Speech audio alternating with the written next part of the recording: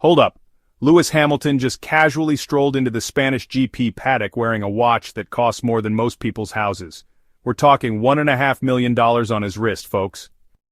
Let me paint you a picture. Lewis Hamilton rocks up to Media Day wearing a Richard Mille RM 43-01 Ferrari Tourbillon split-seconds chronograph. That's a mouthful, right? But here's the kicker. Only 75 of these bad boys exist worldwide, and each one costs $1,535,000. That's buy a mansion money wrapped around your wrist. Now here's where it gets juicy. This isn't just Hamilton flexing his bank account. This is Ferrari taking care of their golden boy. Remember, Hamilton switched from Mercedes to Ferrari this season, and suddenly he's got access to all those sweet sponsor perks. Richard Mille became Ferrari's official timepiece partner back in 2021, replacing Hublot. And let me tell you, they're not messing around with these collaborations. The engineering behind this watch is mental.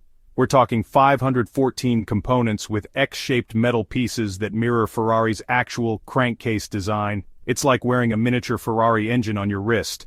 The attention to detail is insane, and honestly, it shows how seriously these luxury brands take their motorsport partnerships. But here's my hot take, and this might ruffle some feathers. This whole luxury watch obsession in F1 is getting out of hand. Don't get me wrong, I respect the craftsmanship and the exclusivity, but when drivers are walking around with timepieces worth more than entire racing budgets in lower categories, it creates this bubble that feels disconnected from the sport's roots. Hamilton himself admits he had to change his style when he entered F1. The man went from FUBU and Timberlands to million-dollar accessories. That transformation tells a story about F1's culture, doesn't it? It's this pressure to fit into an elite mold that sometimes overshadows the raw talent and passion that got these drivers there in the first place. If you're loving this deep dive into F1's luxury culture, smash that like button and hit subscribe, because we're just getting started with the wild stories from the paddock. Now let's talk about the elephant in the room, security. Wearing something worth $1.5 million makes you a walking target. Just ask Charles Leclerc, who had his $320,000 Richard Mille stolen in 2022 by motorcycle thieves in Monaco. 4 arrests were made, but the watch never recovered. That's the dark side of this luxury lifestyle these drivers live. Here's what gets me thinking though. Hamilton's previous partnership was with IWC Schaffhausen, where his limited edition Portugueser was only £143,000. That jump to $1.5 million shows how these partnerships have escalated.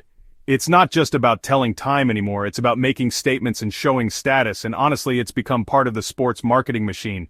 The irony? Most F1 fans watching can't even afford the cheapest seats at a Grand Prix, yet here we are celebrating watches that cost more than most people's lifetime earnings.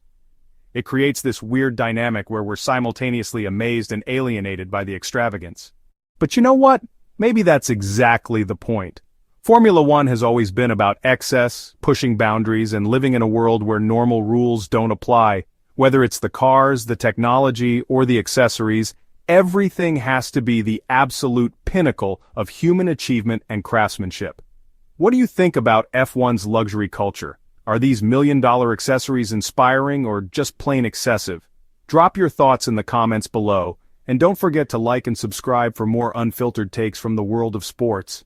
Thank you for rolling with me on this wild ride through Hamilton's expensive taste ball talk family. Your support means everything, and I genuinely appreciate every single one of you who takes time out of your day to hang with us. Before you go, make sure to check out our recent video about the craziest F1 contract negotiations. Trust me, you won't believe some of these stories. Until next time, keep it real, keep it passionate, and remember in sports the drama never stops.